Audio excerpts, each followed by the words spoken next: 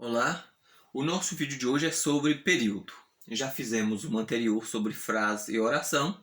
Esse nosso vídeo é sobre período. Então, período é a frase organizada por uma ou mais oração. Como já vimos, oração é o enunciado em torno de um verbo ou de uma locução verbal, que pode ser dois ou mais verbos. Por exemplo, aqui nós temos um período. Veja quanta alegria. Nós temos aqui um verbo. O verbo veja. Então, veja quanta alegria. Esse enunciado que está organizado em torno do verbo se chama de período.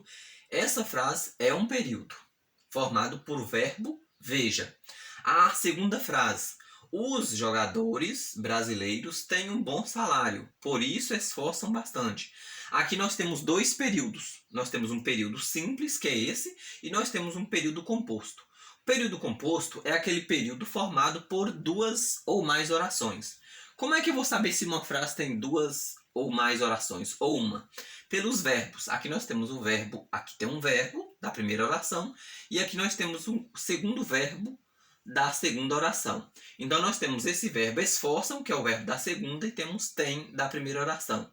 Então dizemos que há dois períodos. Este período é composto, formado por duas orações.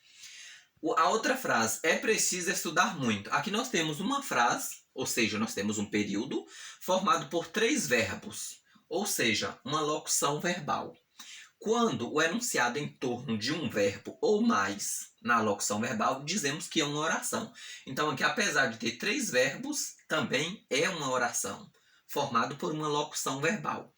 Lembrando que os períodos, geralmente eles começam com uma palavra maiúscula. A primeira letra é maiúscula.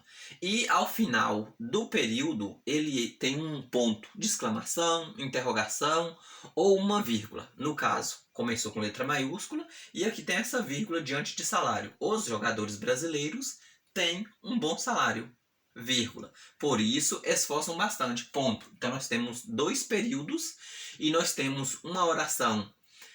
A primeira oração é a segunda, e temos dois períodos. Quando se tem dois períodos, dizemos que é período composto, ok?